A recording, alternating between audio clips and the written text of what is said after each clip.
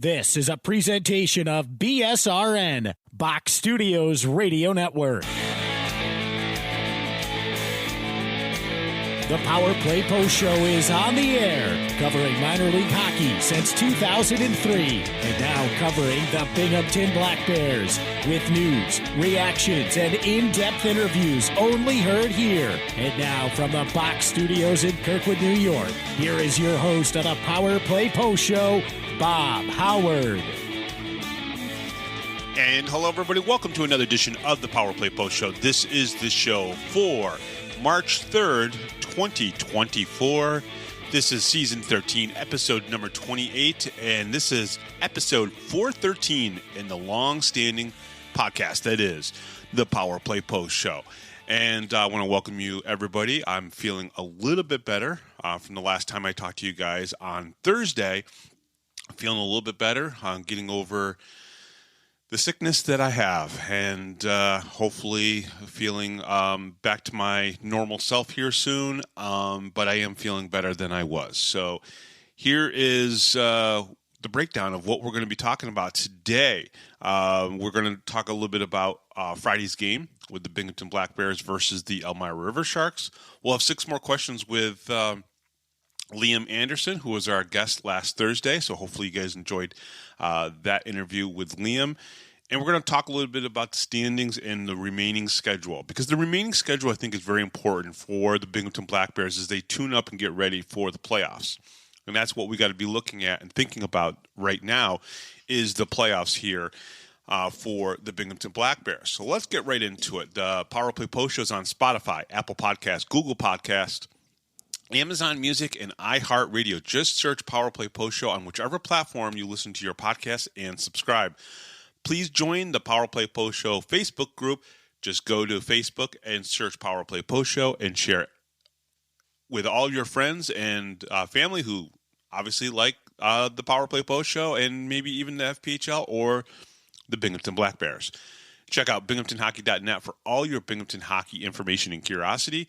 And on this edition of the Power Play Post Show, as I mentioned already, 6 more questions with Binghamton Black Bears defenseman Liam L.A. Anderson.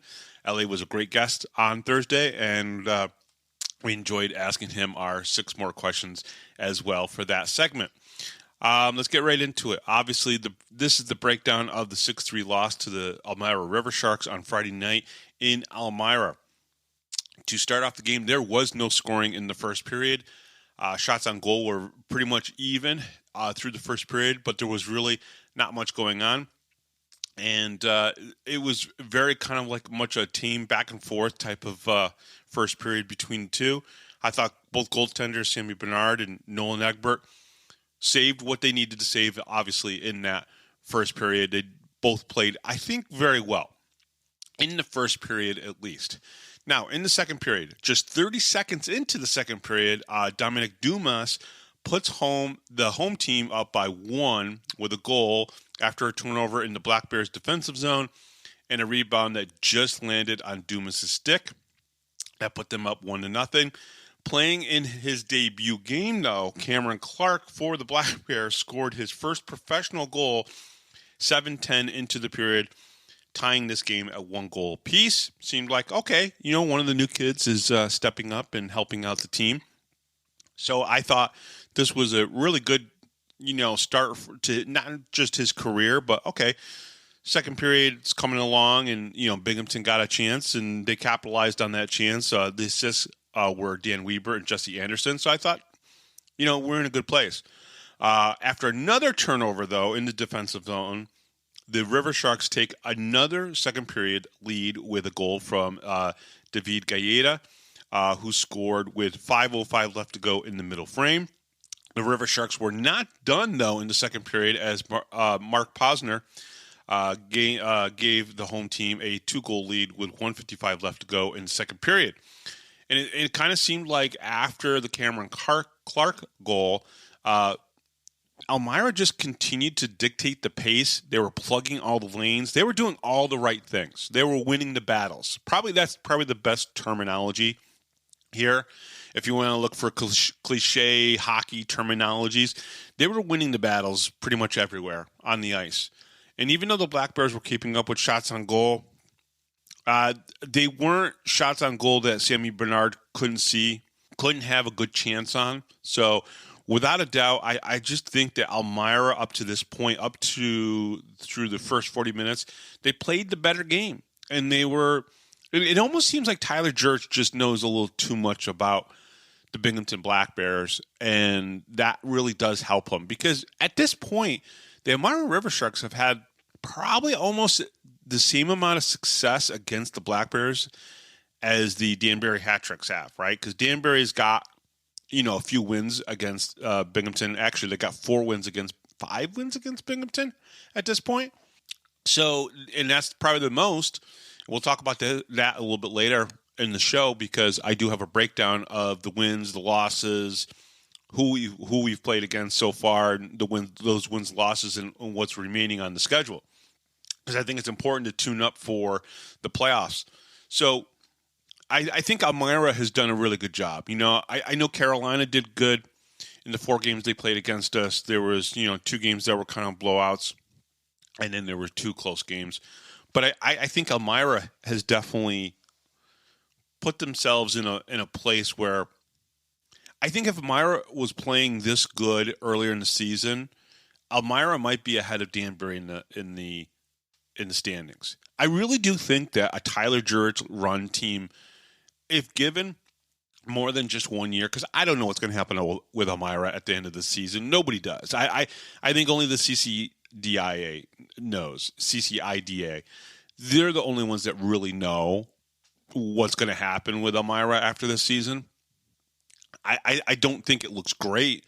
We saw a picture of the seating chart near the beginning of this game, and it looked like it was going to be a sellout, and then half the fans didn't show up that supposedly had tickets. Now, of course, you're probably handing a bunch out. I know there was a firefighter appreciation or something going on that night. It's very possible that there's just people that just didn't show up to the game, which was unfortunate. But, they don't have a lot of people showing up. They're averaging around that 1,100 mark, and that's just not going to cut it, unfortunately. This league needs to get more fans in front of its eyes. I think if it's going to compete, you have a team in the SPHL, for Christ's sakes, that has now sold out like 8 times in a row or 12 times in a row, whatever that number is. It's ridiculous. I don't know if it's a Wilkes-Barre Scranton sellout fake thing or if it's real. I don't pay attention to the SPHL. But when you have one team in the SPHL that's like promoting, hey, we've sold out this many times, I'm sorry, but these are 2 business models, and one's obviously working, and one just doesn't make sense to me at all. Pay the players less, owners make more money, but does it really improve the league? I don't think it does. So, yeah, you might be surviving in a Watertown, you might be surviving in Delaware, you might be surviving in Port Huron and with 1,200, but if you want to grow this league, do you really want 1,100, 1,200, 1,300 being the best that you can do in some of your cities? It just doesn't make any sense. Elmira is an arena that can fit 3,500 and more. They should be doing 3,000 every single night, and they're not even doing that. It's not even close. So, third period of this game, former Black Bear Brett Parker gave the River Sharks a 3-goal lead after another Black Bear turnover. It seemed like every goal happened because of a turnover. It seemed like every goal happened because a Black Bear wasn't in the right position, that they weren't in the right state of mind. They weren't working hard enough. They were outworked in this game without a doubt. I'm sure that Coach Sherwood has probably already talked to his team about this. They'll be talking about it again on Tuesday. They got to play them again this upcoming Friday. They're going to hear about this. So I really do think that it's one of those things where he's already talked to them, but they were out of position. It was just another turnover, and Brett Parker came in on Nolan Egbert all by himself and scored with 10:38 left to go in the third period. Austin Thompson scored with 9:23 left to go in the third to get the Black Bears down just by 2. The assist on that goal was Donald Oliveira and Dan Stone. Now, it's very typical for the Black Bears when they're down in the third period. They come back. They always come back. There's no quit in this team. Even when they don't put in a full 60, there's no quit in this team. So it's kind of contradictory to say that, but it's true. Even when they don't give a full 60, they do this. And I know I'm. It sounds like I'm bashing anybody. I'm not. The team just isn't playing a full 60 minutes every single game, and they know it, and they have to know it. A little less than 3 minutes later, Jake Schultz scored, which put the Black Bears down by just one goal. Assists were Tyson Kirkby and Donald Oliveira. So Donald Oliveira tried to obviously get this team going. There was a point in this third period where it was reviewed by Brooks Hill that he saw that, Coach Sherwood was laying into his guys. They just didn't have a sense of urgency. That's another word, another terminology that obviously really could be talked about here. The River Sharks got 2 more goals at the end of this game off the sticks of Darius Davidson and then an empty net goal from Elijah Wilson as the Black Bears were trying to make a comeback here. The Jake Schultz goal was an empty net goal or an extra attacker goal for the Black Bears. My thoughts on the loss, as you guys can obviously already tell, it doesn't feel like they put a full 60 minutes into this game. And what's a shame about that, too, and I will totally take the team to task on this. You have the one coach in this league that gives every Monday off. You guys get every Monday off. You get that extra day off that a lot of teams don't get. You play in the best barn in the FPHL. You have the best locker rooms. You had one game this week. That's it. One game. And it did not feel like, from the fans' standpoint, the way the fans reviewed and watched this game, the fact that Coach Sherwood was harping on you guys in the third period, no sense of urgency, it didn't seem like, until you got those 2 goals back to back. It's unfortunate because you shouldn't have lost that game.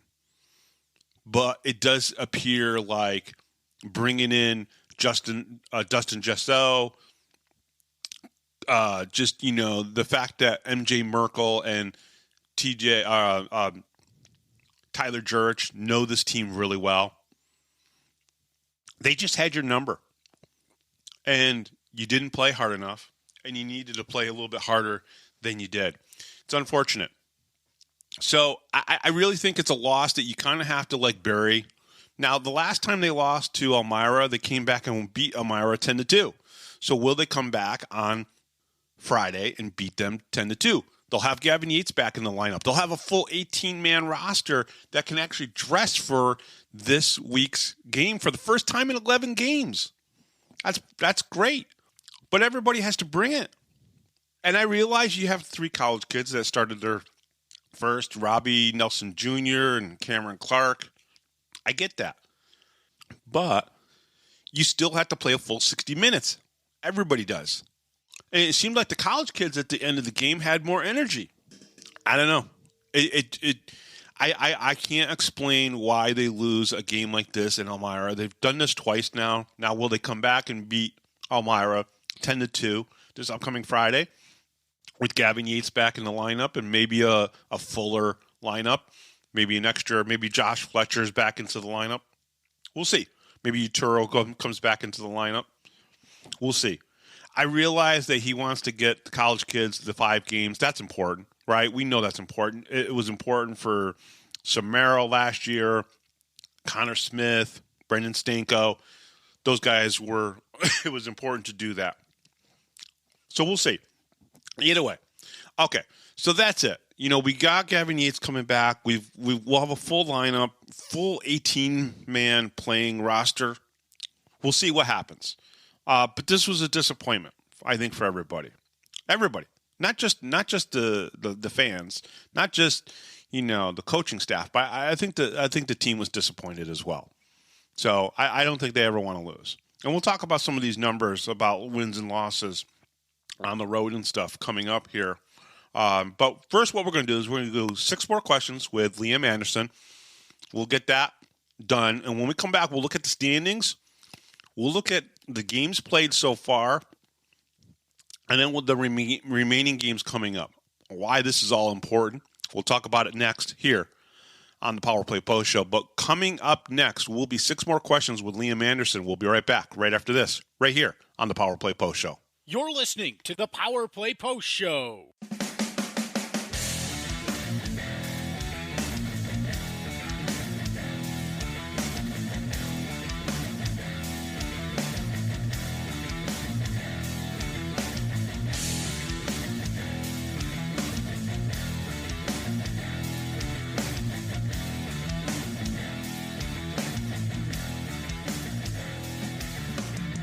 Here is another Power Play Post Show interview exclusive with Bob Howard. And welcome back, everybody, to the Power Play Post Show. This is 6 more questions with Liam Anderson. Liam, you ready? Yeah. All right, perfect. Number 1, to this point in your hockey playing career, and it can be anything, what has been your greatest achievement? I wouldn't say this is my greatest achievement, but it was definitely pretty cool. When I was 12, I played a Pee Wee AA tournament in Detroit, and we got to win the tournament at Joe Louis Arena. Oh, nice. So, yeah, that was a pretty cool experience. It was funny. It was I think it was like the end of September, early October, and we just won the tournament, and the Red Wings were playing the Blackhawks like right after, and like all the officials were telling us to get off the ice, like you couldn't celebrate too much because they had a game to play. So they wanted to get the ice cut and everything. But that's pretty awesome. But you got to do it on the big ice, which is pretty cool. Yeah. Yeah. So that's pretty awesome. All right, number 2, are you a Nintendo, Xbox, or PlayStation player, and what is your go-to game? So I'm kind of in the middle because growing up I had a Xbox 360, and then when I was 17, I switched over to the PS4, but I'm a big Call of Duty guy. Wow. Like, I had all the Call of Duties growing up. You know, playing zombies. None of you guys have mentioned playing any of the hockey games so far. It cracks me up. It's always the first shooters. Oh, really? Yeah. Nobody has said, like, NHL 2K or anything like that. It's crazy, right? And there's a lot of... Well, Connor McAnanima loves playing NHL. Okay. Interesting. Yeah, it's kind of funny. Like I liked playing them growing up, but once I started turning like 18, and then like I'd be playing like Hut Live and like see kids I've actually played against like in the video game. Like like it's not as fun anymore. Fair enough. All right, number 3, are you a rock, country, or hip hop music lover, and who is your go-to artist? I'm more of like a EDM dance music type of guy. Really? Wow. Yeah. I got to add that in there. You're not there is somebody else on the team that also likes EDM. Yeah. So I love EDM, and my favorite artist was Avicii, and he passed away a while ago. So right. I definitely love like that dance genre, like Avicii, Martin Garrix, Mike Williams, Tiesto, Hardwell, like that type of music. Nice. All right. Number 5. Actually, no. Hold on. Number 4. Who is the funniest guy in the locker room? Yeah, I'm going to give you an unconventional one that I don't think you've heard before. Okay. Maybe it's just my type of humor, but Dan Stone makes me laugh a lot. Okay, why? What is it about Dan Stone? I don't know. It's just like he has a bunch of good, like, dry humor, like one-liner type of, type of remarks. Like, yeah, most of it's like, I don't even know how to describe it, but it's okay. Like, there's just certain people who can make you laugh, and for some reason, he always makes me laugh. All right. Fair enough. All right, number 5. What is your go-to cheat meal or snack that you would not say is in your normal diet? Something that you don't eat often, but when you want to have a cheat meal or cheat snack, what's that? And you can't say whiskey.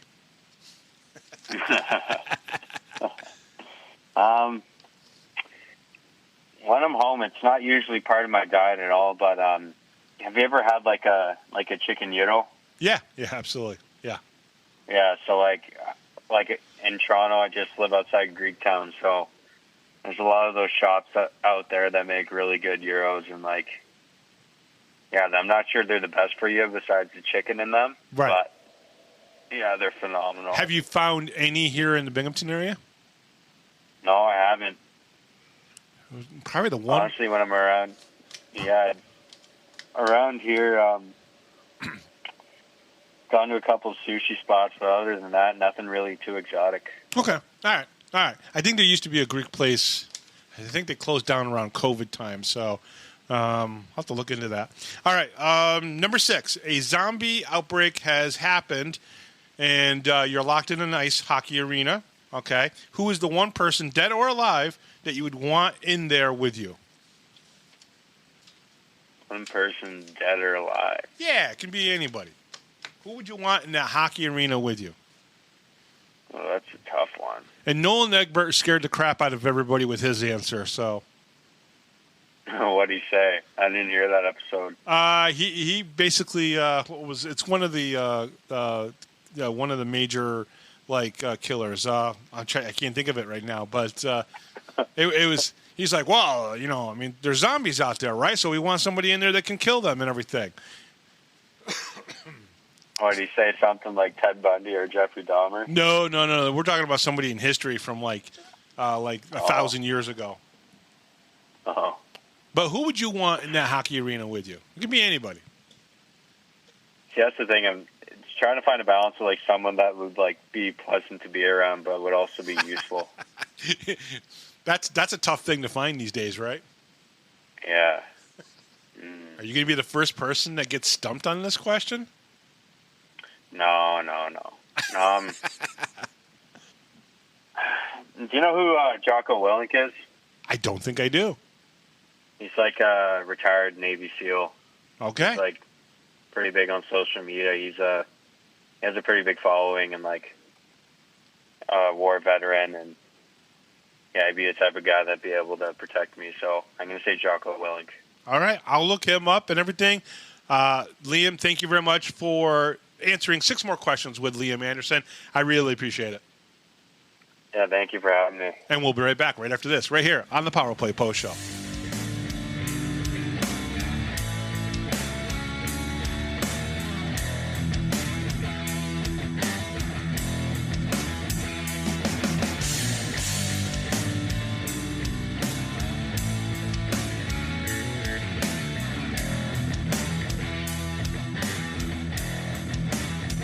If you're a Binghamton hockey fan, then you need to check out binghamtonhockey.net for all your news, stats, information, the Binghamton Hockey Hall of Fame, top 10 lists, profiles, and so much more. That's binghamtonhockey.net. You're listening to the Power Play Post Show. And welcome back, everybody, to the Power Play Post Show. I want to thank Liam Anderson for all the questions that he's answered between Thursday's show and, of course, 6 more questions with Liam Anderson that you just heard. Liam's a really nice guy, one of the first guys that says hello to me anytime I'm at the arena. Just down to earth, just really nice guy. So really enjoyed my conversation with Liam. And let's get into it. Let's talk about the standings right now. So the Black Bears have played the least amount of games, believe it or not, crazy enough as it sounds, at this point on Sunday here, March 3rd, they've played the least amount of games than anybody in the division. They've only played 40 games. They're 26-6-6 right now. I'm sorry, 28-6-6. They have 2 wins in the shootout. So they are 28-6-6 with 88 points, number 1 in the division. Motor City has played 43 games. They are 25-14-4. Okay, so they're got almost the same amount of wins as the Black Bears, but they've done it less in the regulation and done it a lot more in overtime and in the shootout. They have 73 points on the season. Danbury is in 3rd place right now. Now, they are technically 26-16-4. but they've only got 66 points on the season, and they've actually played the same amount of games as Motor City. Now, Danbury does play today. They're hosting Port Huron. They've won the last 2 games that they've played against Port Huron. I believe Port Huron's been in for all 3 games, but maybe not. Maybe just the last 2 games into Danbury. Elmira is in 4th place in the division. They have 49 points, okay? And they are right now 17-26-0. Watertown, on the other hand, is 13-24-5 with 42 points. They're only 7 points behind the Elmira River Sharks. I don't think that Elmira is going to catch Danbury. I do think, though, that Watertown and Elmira have a chance at, having a little bit of a run for that 4th place position. We'll see how that goes as it goes along. Binghamton has only played 40 games, and they have some 3-3s coming up. Now, we'll see how that all plays out. We're going to talk a little bit about the remaining games for the Black Bears. So right now, through 40 games played, they are 28-6-6, as I said. At home, they're 18-1-2. So that's the really important thing you got to think about. Home ice advantage. They are 18-1-2. They've won 18 games at home, which is pretty impressive. Now, on the road, they're 10-5-4. Okay? So 3 of those overtime losses have been in Danbury. Okay? And but they've got 5 losses on the road. They've got 10 wins on the road. So they're doing okay on the road, but obviously you don't want to give up too many more road losses like they just gave up in Elmira last Friday. Now, the remaining games, it's 16 games. They have 7 at home and 9 on the road, okay? In the division, they have 13 games. Out of the division, they have 3 games remaining, okay? So in those 13 games that they have within the division, they have 4 against Elmira, 4 against Watertown, 4 against Danbury, okay? And they have 1 against the Motor City Rockers. Now, that's an away game. We'll start there first, right? So they have an away game in Motor City. It's actually a trip where they'll play against the Port Huron Prowlers as well on Saturday night, and Friday night will be in Motor City. But the Motor City game won away. Now, they've played against Motor City 4 times so far. They're 3-1 against Motor City. So they have a winning record against them. They are 2-0 at home against Motor City, and they are 1-1 in Motor City, right? So I think it's really key that they go back into Motor City in that game, and they win that. That's a test game. That is a tune-up game to get ready for the playoffs without a doubt when that happens, okay? Port Huron is also in a playoff position over in the Continental, so you really want to have a win there as well. Those are test games. Those are tune-up games. Those are games that kind of make you look and go, okay, we want to win this game. This is why we want to win this game, and go on. Okay, so they got 4 games left against Elmira, 2 home and 2 away. Okay, so that's pretty good. Now, they're 6-2-1 against Elmira this year. At home, they're 4-0. Okay, in Elmira, they're 2-2-1. Okay, so Elmira has really given them a little bit of fits. Okay, now Watertown, 4 games left, 1 home and 3 away. Okay. So maybe the schedule against Watertown's a little bit more difficult because they do have 3 road games left.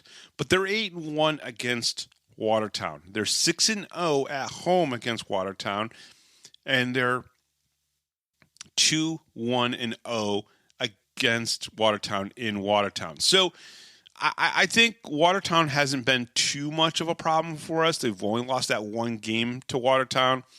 I think it was their first regulation loss of the season was to the Watertown Wolves. Now, Motor City, again, like I said, 3-1-0, 2-0, in Motor City 1-1. Now, Danbury, a little bit of a different story, okay?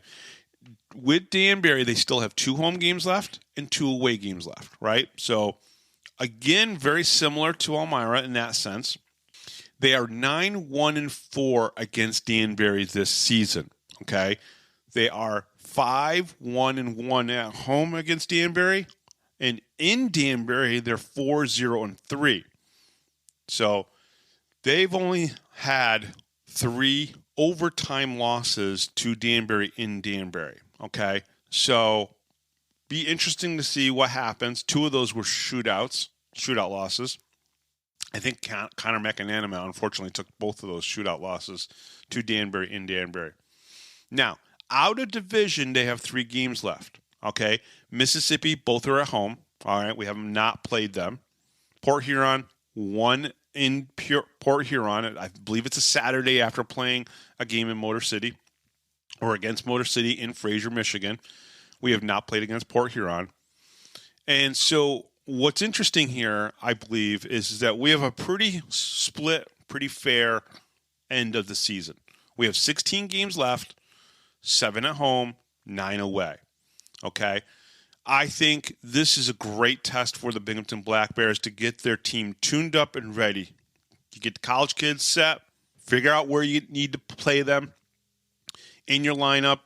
You get Gavin Yates back into the lineup. You got a few games to really get him going again because you really need him starting to score goals. Okay? You may get Matthew Ballard back, right? You've already got Justin Samaro back. You got to get lines now created and working as one, right? You know that Gavin Yates is probably going to go on a line with Tyson Kirkby and maybe Austin Thompson or Donald Oliveri, right? You then have a Connor Smith line that you really need to get 2 guys playing well with him, okay, to make sure that works. You really want 2 good scoring lines, and you want a third line that's going to be a good 2-way forward type of line that will chip in goals, but at the same time be good defensively. That's what Coach Sherwood needs to figure out. And whether that's a couple new college kids involved in there, you need to see what Robbie Nelson Jr. is going to be able to do, right? We didn't see much in the first game. He looked okay, but we didn't see much. So they need to figure that out. And Cameron Clark need to figure out what his role is going to be. I believe I saw him on the power play at one point.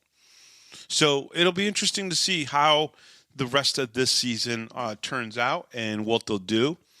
I'm going to give my voice a rest now, but that's pretty much it. So you got 16 games, 7 home, 9 away.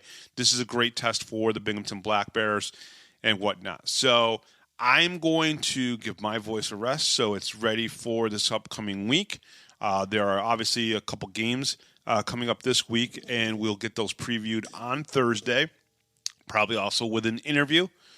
So let's just get through the rest of this. The Power Play Post Show is on Spotify, Apple Podcasts, Google Podcasts, Amazon Music, and iHeartRadio. Just search Power Play Post Show on whichever platform you listen to your podcast, and please subscribe. Please join the Power Play Post Show Facebook group. Just go to Facebook and search for Power Play Post Show and share with any of your friends. Check out binghamtonhockey.net and Binghamton Hockey for all your Binghamton hockey information and curiosity.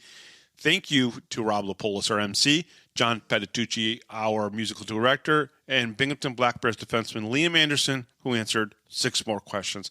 I am Bob Howard. Please pray for my voice. And thank you for listening to the Power Play Post Show.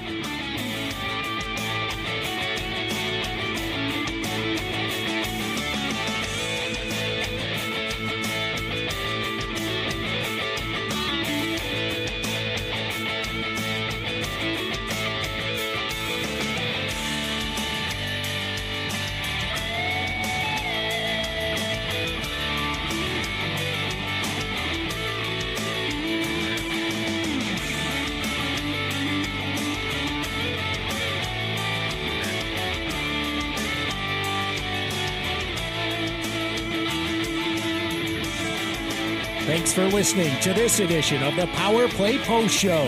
Be sure to tune in next week to the Box Studios Radio Network for all the latest Black Bears news and interviews from around minor league hockey. The Power Play Post Show would like to thank John Patitucci for all the music you hear on the show. You've been listening to the Power Play Post Show.